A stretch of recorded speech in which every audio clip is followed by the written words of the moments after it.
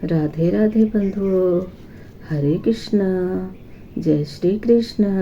बंधुओं, आज कामदा एकादशी है। आज इस व्रत की शुरुआत 5:22 से प्रारंभ है। कल यानी द्वादशी दिन को पारण 5:22 से 9:39 तक होगा। बंधुओं, आप सभी इसी समय के बीच अपना पारण अवश्य कर लेंगे। सही समय पर पारण करने से ही एकादशी व्रत करने का उचित फल प्राप्त होता है। पारण करने से पूर्व आप ब्राह्मण देवता को दान दक्षिणा अवश्य दान करें। समय न मिल पाए तो दान दक्षिणा की सामग्री पारण करने से पूर्व निकाल ले, उसे बाद में ब्राह्मण देवता को दान कर दे। दान में आप रुपया, पैसा, फल या द्रव्य दान कर सकते हैं। तो बंधुओं, आइए आज हम कामदा एकादशी व्रत का महात्म्य सुनते हैं। युधिष्ठिर ने कहा, वासुदेव आपको नमस्कार है। कृपया आप यह बताइए कि चैत्र शुक्ल पक्ष में किस नाम की एकादशी होती है। भगवान श्री कृष्ण बोले, राजन, एकाग्रचित होकर यह पुरातन कथा सुनो, जिसे वशिष्ठ जी ने राजा दिलीप के पूछने पर कहा था। वशिष्ठ जी बोले, राजन, चैत्र शुक्ल पक्ष में कामदा नाम की एकादशी होती है। वह परम पुण्यमयी है। पाप रूपी ईंधन के लिए तो वह दावानल ही है। प्राचीन काल की बात है। नागपुर नाम का एक सुंदर नगर था, जहाँ सोने के महल बने हुए थे। उस नगर में पुंडरीक आदि महाभयंकर नाग निवास करते थे। पुंडरीक नाम का नाग उन दिनों वहाँ राज्य करता था। गंधर्व, किन्नर और अप्सराएं भी उस नगरी का सेवन करती थी। वहाँ एक श्रेष्ठ अप्सरा थी जिसका नाम ललिता था। उसके साथ ललित नाम वाला गंधर्व भी था। वे दोनों पति पत्नी के रूप में रहते थे। दोनों ही परस्पर काम से पीड़ित रहा करते थे। ललिता के हृदय में सदा पति की ही मूर्ति बसी रहती थी और ललित के हृदय में सुंदरी ललिता का नित्य निवास था। एक दिन की बात है, नागराज पुंडरीक राजसभा में बैठकर मनोरंजन कर रहा था। उस समय ललित का गान हो रहा था, किंतु उसके साथ उसकी प्यारी ललिता नहीं थी। गाते गाते उसे ललिता का स्मरण हो आया, अतः उसके पैरों की गति रुक गई और जीभ लड़खड़ाने लगी। नागों में श्रेष्ठ कारकोटक को ललित के मन का संताप ज्ञात हो पाया, अतः उसने राजा पुंडरीक को उसके पैरों की गति रुकने और गान में त्रुटि होने की बात बता दी। करकोटक की बात सुनकर नागराज पुंडरीक की आंखें क्रोध से लाल हो गई।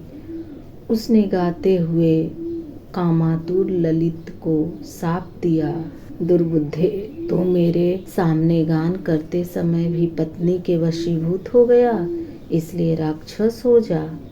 महाराज पुंडरीक के इतना कहते ही वह गंधर्व राक्षस हो गया। भयंकर मुख, विकराल आंखें और देखने मात्र से भय उपजाने वाला रूप, ऐसा राक्षस होकर वह कर्म का फल भोगने लगा। ललिता अपने पति की विकराल आकृति देख मन ही मन बहुत चिंतित हुई। भारी दुख से वह कष्ट पाने लगी। सोचने लगी, क्या करूं, कहाँ जाऊं, मेरे पति पाप से कष्ट पा रहे हैं। वह रोती हुई घने जंगलों में पति के पीछे पीछे घूमने लगी। वन में उसे एक सुंदर आश्रम दिखाई दिया, जहाँ एक मुनि शांत बैठे हुए थे। किसी भी प्राणी के साथ उनका वैर विरोध नहीं था। ललिता शीघ्रता के साथ वहाँ गई और मुनि को प्रणाम करके उसके सामने खड़ी हुई। मुनि बड़े दयालु थे। उस दुखिनी को देखकर वे इस प्रकार बोले, सुभे तुम कौन हो, कहाँ से यहाँ आई हो, मेरे सामने सच सच बताओ। ललिता ने कहा, महामुने, वीरधन्वा नाम वाले एक गंधर्व है, मैं उन्हीं महात्मा की पुत्री हूँ। मेरा नाम ललिता है। मेरे स्वामी अपने पाप दोष के कारण राक्षस हो गए हैं। उनकी यह अवस्था देखकर मुझे चैन नहीं है। ब्राह्मण, इस समय मेरा जो कर्तव्य हो वह बताइए। विप्रवर, जिस पुण्य के द्वारा मेरे पति राक्षस भाव से छुटकारा पा जाए उसका उपदेश कीजिए। ऋषि बोले, भद्रे, इस समय चैत्र मास में शुक्ल पक्ष की कामदा नामक एकादशी तिथि है, जो सब पापों को हरने वाली और उत्तम है। तुम उसी का विधि पूर्वक व्रत करो और इस व्रत का जो पुण्य हो उसे अपने स्वामी को दे डालो। पुण्य देने पर क्षण भर में ही उसके साप का दोष दूर हो जाएगा। राजन, मुनि देव के यह वचन सुनकर ललिता को बड़ा हर्ष हुआ। उसने एकादशी को उपवास करके द्वादशी के दिन उन महर्षि के समीप ही भगवान वासुदेव के श्री विग्रह के समक्ष अपने पति के उद्धार के लिए यह वचन कहा, मैंने जो यह कामदा एकादशी का उपवास व्रत किया है उसके पुण्य के प्रभाव से मेरे पति का राक्षस भाव दूर हो जाए। वशिष्ठ जी कहते हैं, ललिता के इतना कहते हैं उसी क्षण ललित का पाप दूर हो गया। उसने दिव्य देह धारण कर लिया, राक्षस भाव चला गया और पुनः गंधर्वत्व की प्राप्ति हुई। नृपश्रेष्ठ वे दोनों पति पत्नी कामदा के प्रभाव से पहले की अपेक्षा भी अधिक सुंदर रूप धारण करके विमान पर आरूढ़ होकर अत्यंत शोभा पाने लगे। यह जानकर इस एकादशी के व्रत का यत्न पूर्वक पालन करना चाहिए।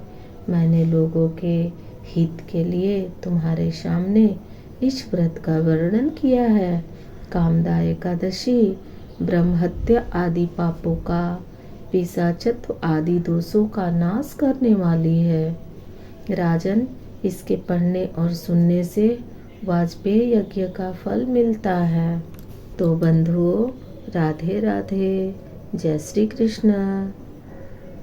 बंधुओं, आप चाहे तो इस चैनल को सब्सक्राइब कर सकते हैं, इस कथा को शेयर कर सकते हैं, चैनल को लाइक कर सकते हैं। राधे राधे, जय श्री कृष्ण, हरे कृष्ण।